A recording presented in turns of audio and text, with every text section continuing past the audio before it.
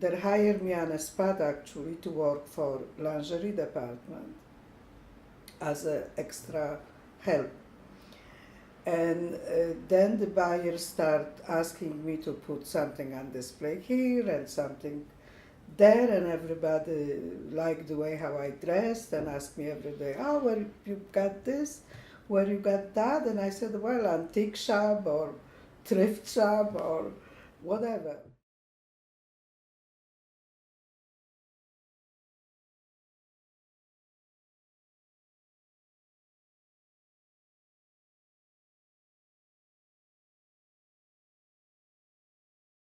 Now, what was the exciting thing about window night?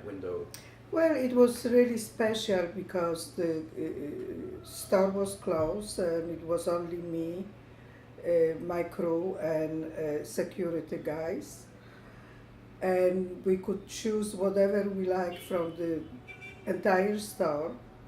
I have a lot of freedom to do that because we used to mix merchandise in the windows and accessories. So it was done everything was done in a last minute, and it was just magic. The people stopped and watching us change the windows, do makeup, hair, and it was really magical. My first window I did with sweaters and the prop. We we bought a lot of dry leaves from the market, and I didn't know the space so well, so of course I didn't buy enough windows.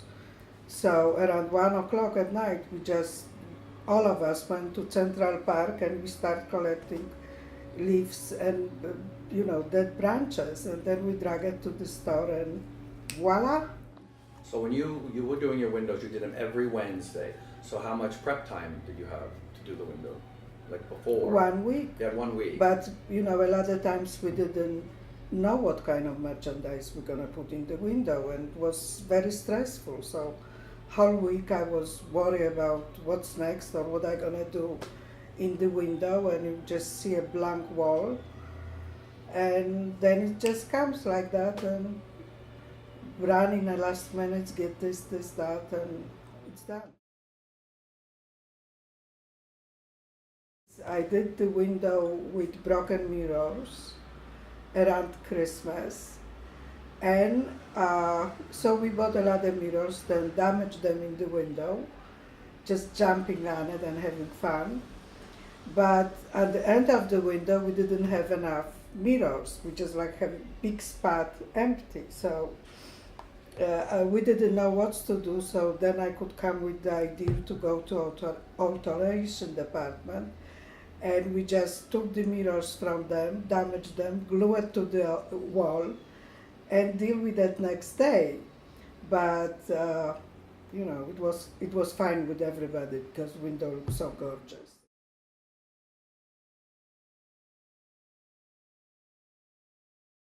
Street of Shops was developed by and created by Geraldine Stutz, first time in United States actually, and it looks like a street fair with the boutiques, individual small boutiques on both sides. So we have stationery, then we could go to jewelry, then we could go to linens, then we could go to famous Bendel's hosiery department.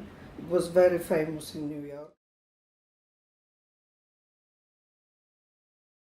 We have windows for English designer called Workers for Freedom, and because I'm from communist country, my idea was to use red babushka scarves and a lot of red hanging fabric. So the president of the store received the letter like, we are protege of a communist. My favorite is Hitchcock window with the birds.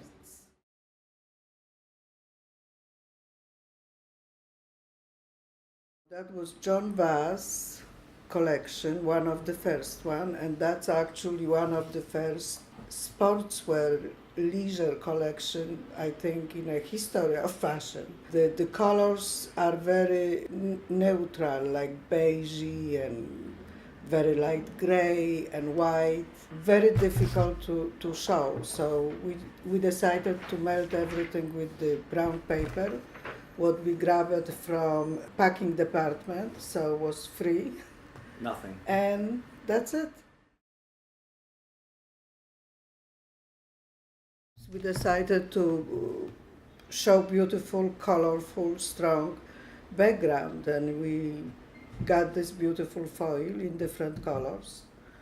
And then we did some headpieces from it too, and was stunning.